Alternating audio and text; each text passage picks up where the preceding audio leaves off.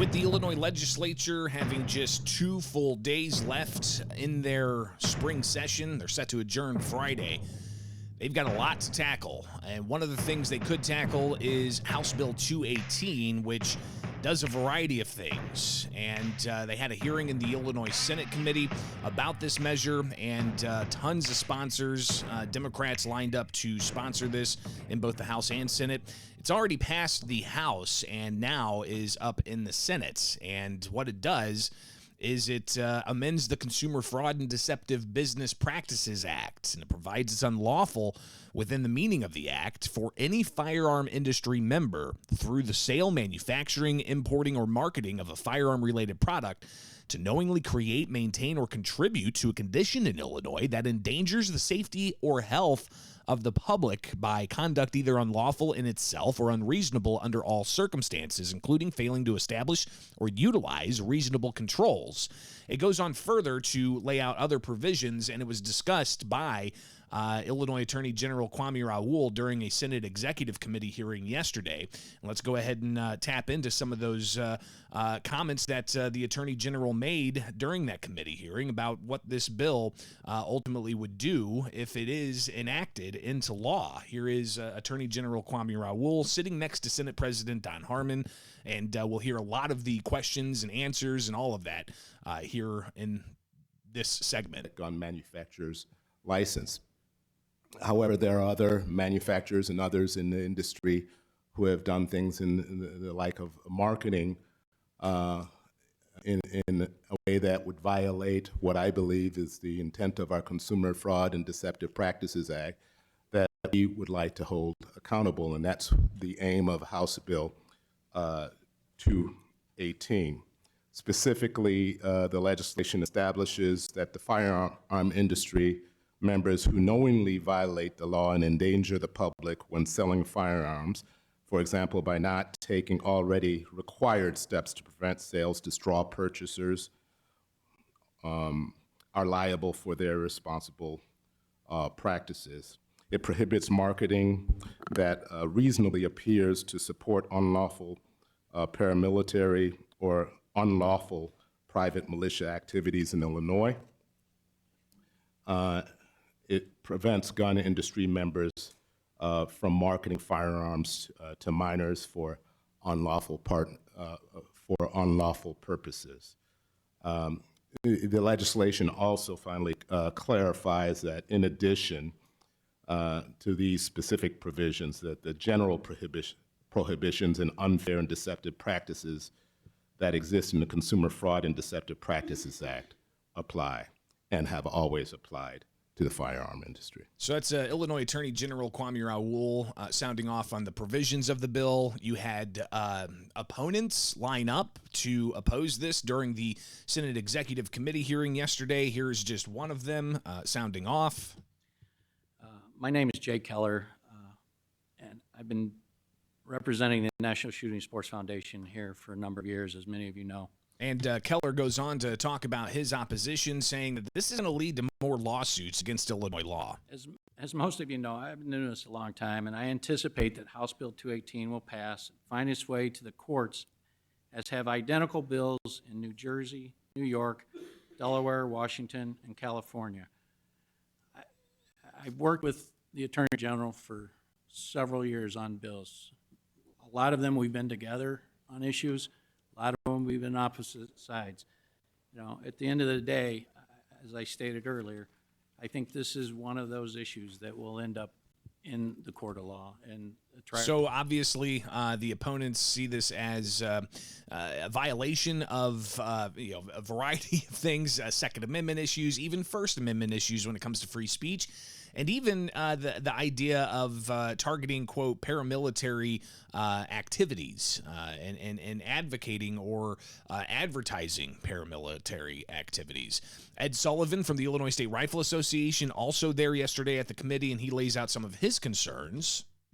Straw purchasers. And for the first time, you're identifying straw purchasers that is someone that potentially has filled out a 4473 form and declared that they do not use marijuana. Now, obviously, we have medical marijuana and we have recreational marijuana.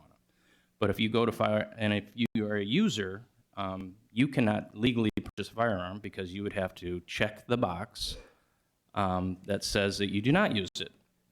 We all know that people don't, and they check that box. And so under straw purchaser means a person in Section 2 intentionally provides false or misleading information to the Bureau of Alcohol, Tobacco, Firearms, and Explosive Firearm Transaction Record. That's the 4473. And so the first time we're now, in definition, in law, identifying straw purchasers as someone that uses marijuana.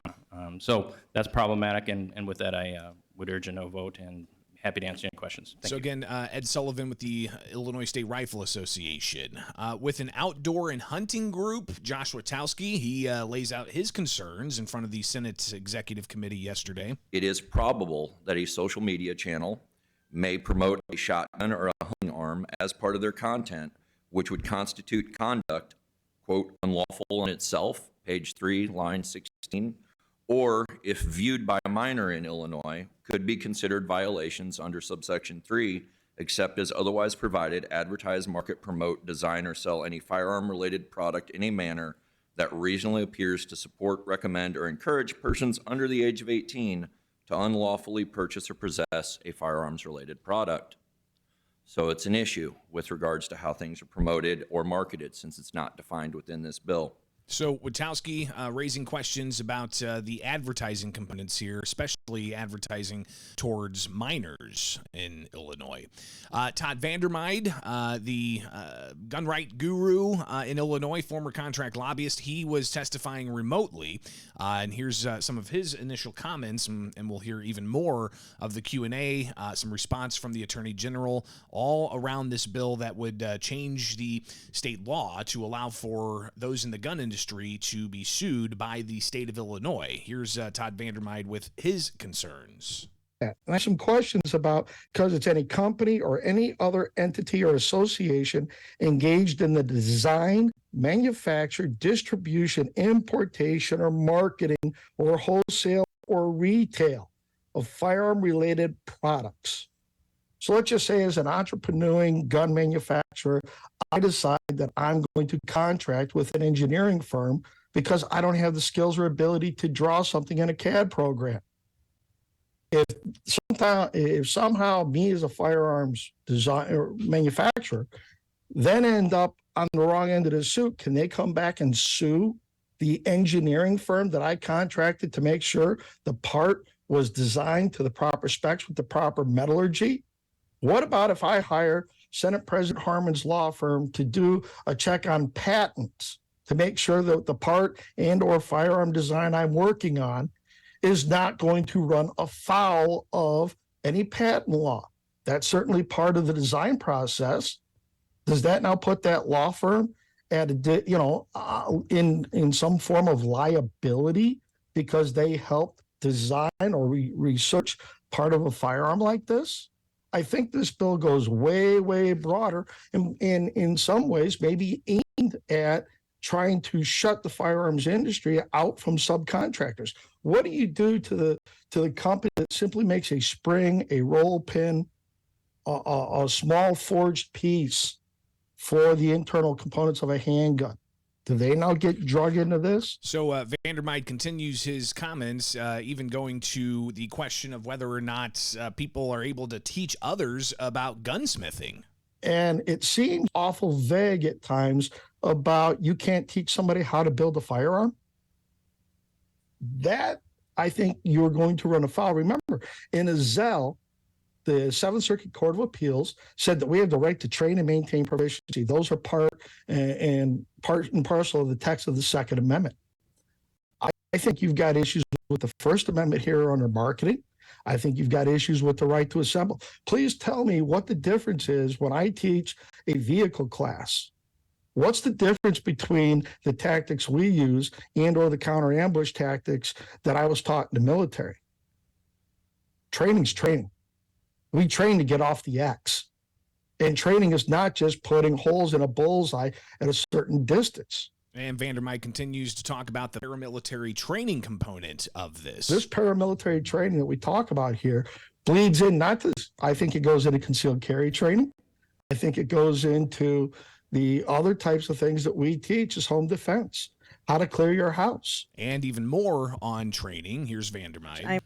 I don't know what the difference between some of the civilian activities, which are directly, part and parcel, they go hand in hand.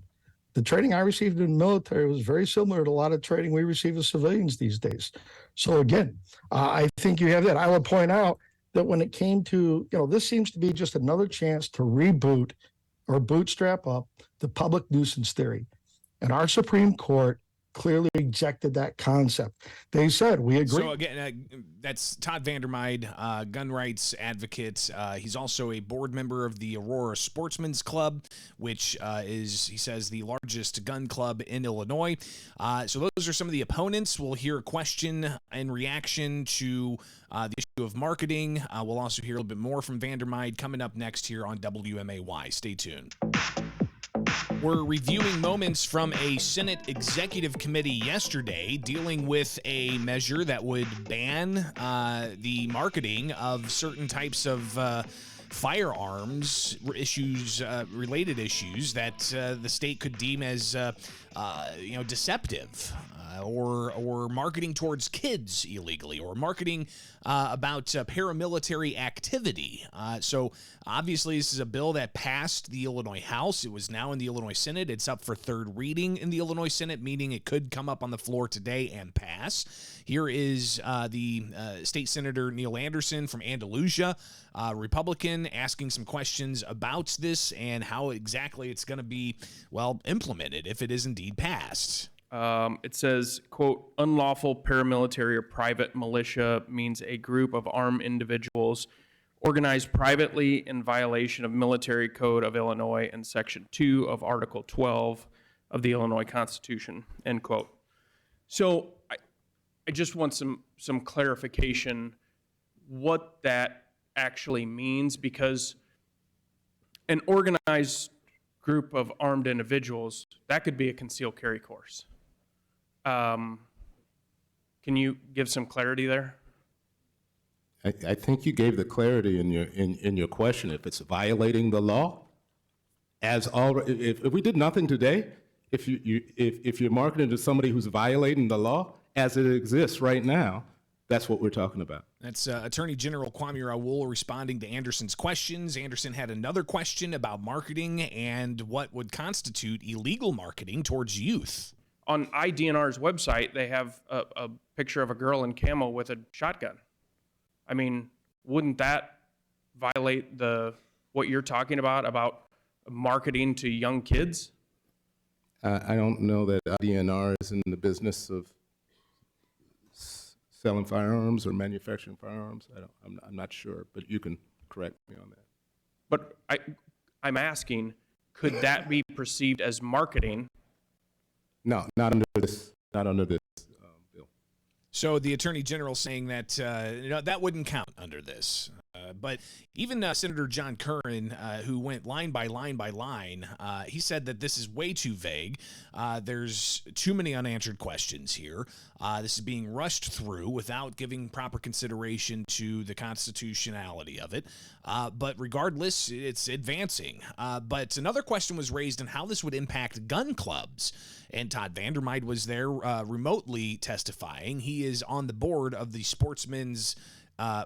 the Aurora Sportsmans Club. He says the largest sportsman's club in Illinois, and they're building all kinds of things, different ranges, including what they call a shoot house, where they train for different things. And he lays out how his gun club could possibly be impacted by this measure, especially the issue of the whole paramilitary training advertisements. And we teach people how to defend their homes, how to clear their homes, to get their family into a safe posture.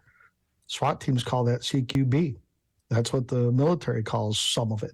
So the question is, if somebody wants to sponsor our range, they're marketing to a certain group of individuals. Does that now become a marketing ploy that the Attorney General can sue that manufacturer, that gun shop, that parts manufacturer, in an attempt, because of their marketing ploys. So Van Der Meer raising a substantial question there as to, if a gun manufacturer that manufactures military accoutrements registers to advertise at Van Der Meer's gun club, and they're out there training people on how to protect their families, could that be, construed as illegal activity, illegal paramilitary activity? So interesting question, but State Senate President Don Harmon, who sponsors this in the Senate, he reacted to some of those concerns.